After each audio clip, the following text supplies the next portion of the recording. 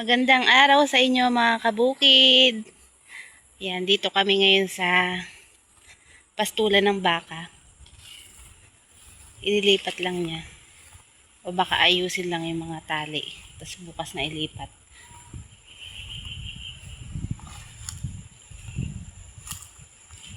Sumama muna ako dito.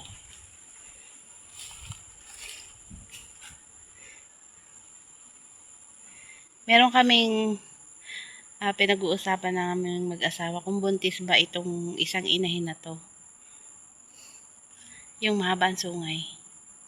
Kasi piling ko buntis. Gawa ng ang laki ng tiyan niya. Iba yung laki ng tiyan niya. Oh, ayan. Ayan. Sumpit lang kasi ang ginawa dyan nun eh. Akala ng asawa ko hindi buntis. Pero piling ko buntis siya. Kasi nag-iba yung laki ng tiyan niya ngayon. Compare dati na maliit. At saka parang nagkakaano siya, nabubuhay na yung dede niya. Parang sasakal yung dede niya. Hindi ako masyadong makalapit yan. Kasi yung mga, ayan, dalawang kuwan na yan, medyo matatapang yan. Hindi ko binuhay ang tubig. Hindi ko binuhay. Kala ko hindi mo papainumin eh. Malamig.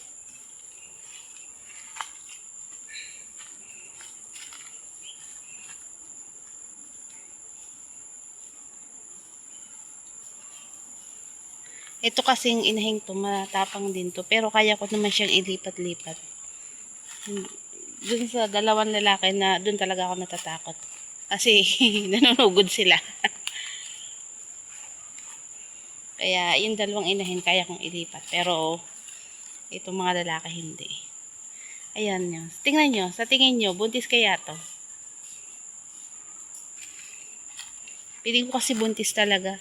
Kasi kung ano, kung buntis siya, mga April, manganganak siya. Kung tama ang bilang ng asawa ko. Ayan o. Tapos may lumalabas-labas sa kanyang kaunting ano, yung parang lamad.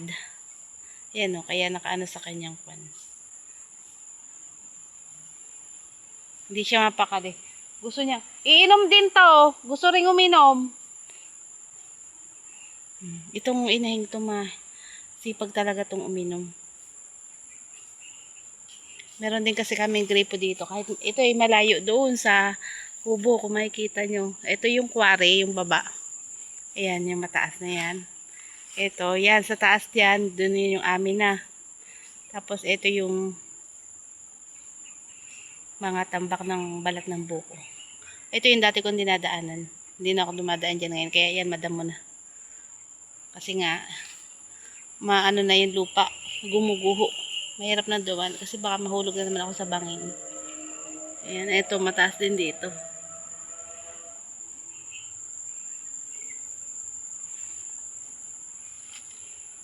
Yung mga baka, gustong-gusto nila dito kasi meron silang paboritong damo dito, yung parang maliit na yung parang Bermuda ang ano eh. Ang style. Gusto-gusto nilang mga baka yan. Pagka medyo side na yung damo dito, akyat ulit sila doon, sa taas naman ulit. Yung mga kambing ko, nandun na. Hindi ko na ibinaba dito. Gawa ng kaninang umaga ay naambon-ambon. Kaya hindi ko na hindi ko na dinala dito. Doon ko na lang nilagay sa malapit.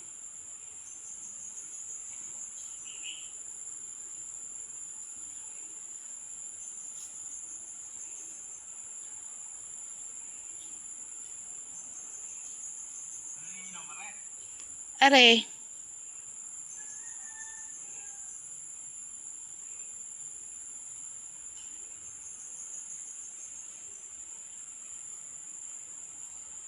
Yung isang yun, hindi siya masyadong palainom. Ito talaga.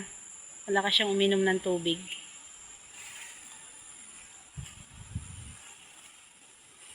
Sana talaga buntis to. Para naman sulit. Blessing naman. Ano.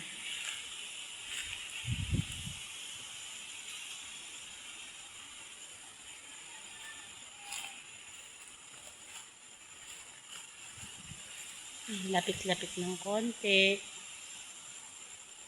Dapat medyo dito ako sa kabilang side. Hindi kasi makita yung niya. Ayaw niya ipakita yun. Ayaw niya ipakita yung kanyang tiyan.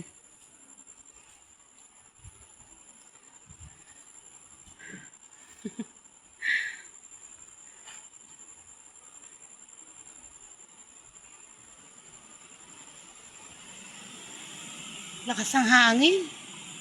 Lakas ng hangin ngayon kasi may bagyo eh. Hindi ko alam kung bagyo na yun o ano. Pero ang alam ko bagyo na yun eh.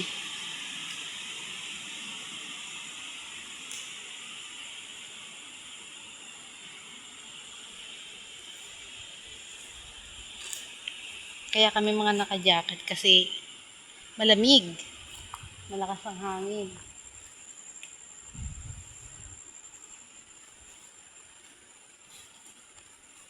Yan. Nakita niyo na ba yung tiyan niya?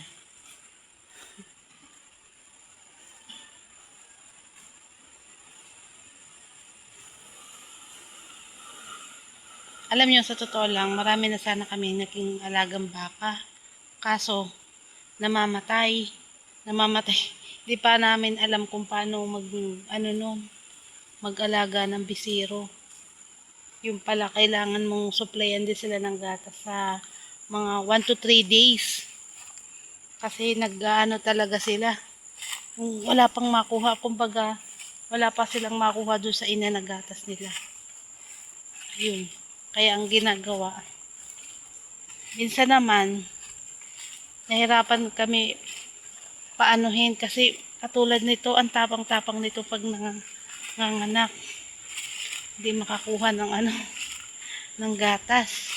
Pero dapat talaga makakuha sa unang Kaya ang ginagawa, tinatalian yung paa para lang makakuha ng gatas. Kaso, medyo mahirap nga.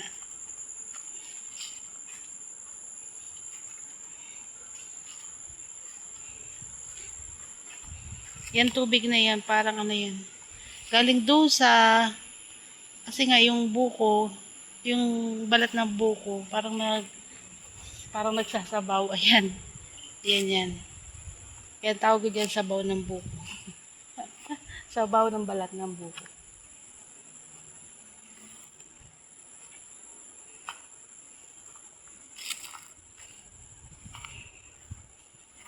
Pupunta na ako doon sa taas. Itatali ko din mga kambing.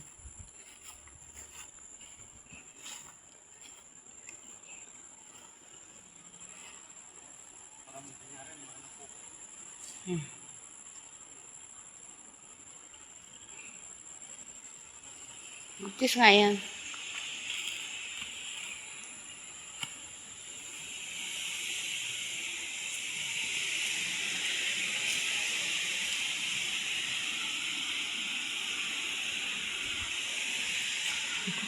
Akala ko pupunta siya sa akin.